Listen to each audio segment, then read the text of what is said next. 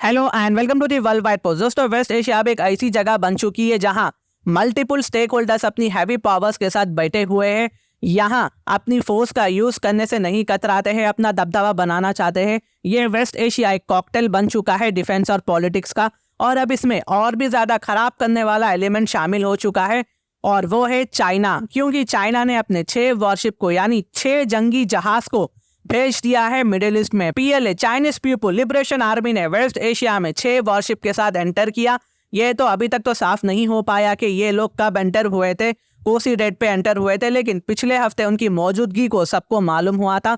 एक Chinese naval task force gulf में दिखाई दी थी, और इस फोर्स में ना 3 वॉरशिप साथ में एक साथ चल रहे थे। एक डिस्ट्रॉयर, एक फ्रीगेट और एक सप्लाई शिप शामिल था। ये 3 वॉरशिप साथ मिलकर एक टास्क फोर्स बनाया था, और ये टास्क फोर्स ओमान और कुवैत में कुछ समय के लिए रुक गए थे। ये Chinese worship serious fire power लेकर आई है। डिस्ट्रॉयर, जिसे चाइना ज़ेबो कहता है, ये गाइडेड मिसाइल्स लॉन्च कर सकता है, और इसमें एडवांस रेडार और इलेक्ट्रॉनिक इक्विपमेंट शामिल है। इनका आखिर स्टॉप मस्कत ओमान के कैपिटल में था। अभी तक तो कुछ कंफर्म नहीं कर सकते कि वो अब कहाँ हैं या वहां से निकल गए या नहीं। ये तो 3 वॉरशिप की एक टीम थी। दूसरी टीम की बात करता हूं मैं, सेकेंड टीम जिसमें 3 वॉरशिप शामिल है, वो भी इस गल्फ रीजन में देखने को मिला है। पॉसिबिलिटीज है कि यहाँ पर चाइनीज कार्गो का कुछ इश्यू होगा, या कुछ और हो सकता है कि यूएसए के वॉरशिप के रेस्पॉन्स में चाइना ने अपनी वॉरशिप को भेजा है। अगेन कुछ नहीं बोल सकते, यहाँ पर कुछ भी हो सकता है सेकेंड्स में।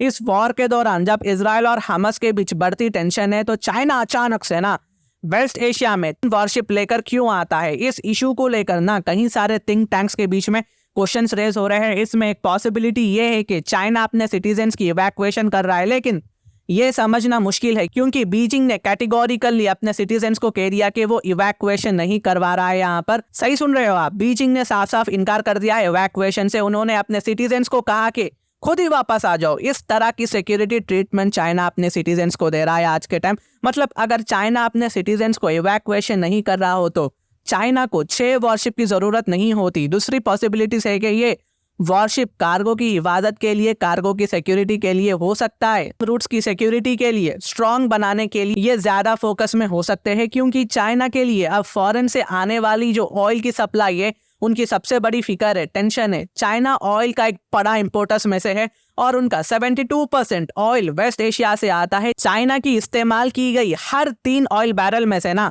एक वेस्ट एशिया से आता है। ऑयल कंट्रीज जैसे सऊदी अरबिया और ईरान जैसे देश का चाइना बहुत बड़ा ऑयल परचेसर है, और अब ये सप्लाई इस वॉर के चलते ना बहुत ही ज्यादा खतरे में है। इसके अलावा याद रखिए कि चाइना की इकोनॉमी पहले से ही खराब हालत में है, और उनकी एक परेशानी ये है कि उन्हें ऑयल की कमी नहीं होना चाहिए, वरना चाइना में बहुत ही ज्यादा गड़बड़ी हो जाएगी।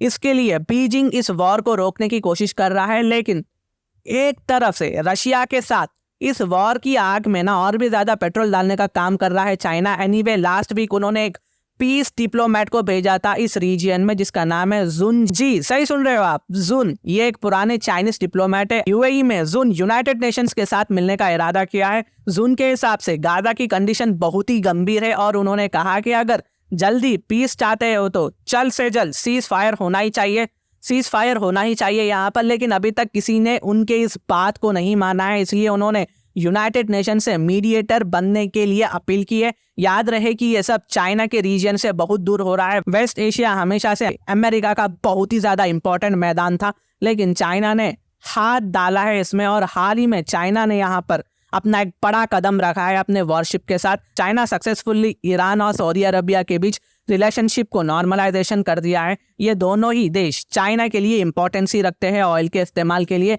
और तब से ही शी जिनपिंग ने एक और एक मिशन पर भी इशारा किया है, इजराइल फिलिस्तीन के मसले को सुलझाने की कोशिश करने की। लेकिन ये जंग चाइना की डिप्लोमेसी के सीमाओं को खोलकर दिखा रही है। देखिए, अगर इस इशू को यहाँ पर थोड़ा सा भी कॉम्प्लिकेटेड बना दिया जाता है ना, तो चाइना, रशिया, मुस्लिम वर्ल्ड को खुश करने के लिए यूएसए वेस्ट इजराइल के खिलाफ भी जा सकते हैं। तो देखना होगा कि ये शतरंज का चेकमेट कैसे होगा। फ्यूचर में यूएसए, रशिया, चाइना क्या करते हैं। अगर मेरी वीडियो इन्फॉर्मेटिव दिखी तो इंटरनेशनल अफेयर्स के लिए आप मेरे चैनल को सब्सक्राइब कर सकते हैं। Thank you so much and God bless you all.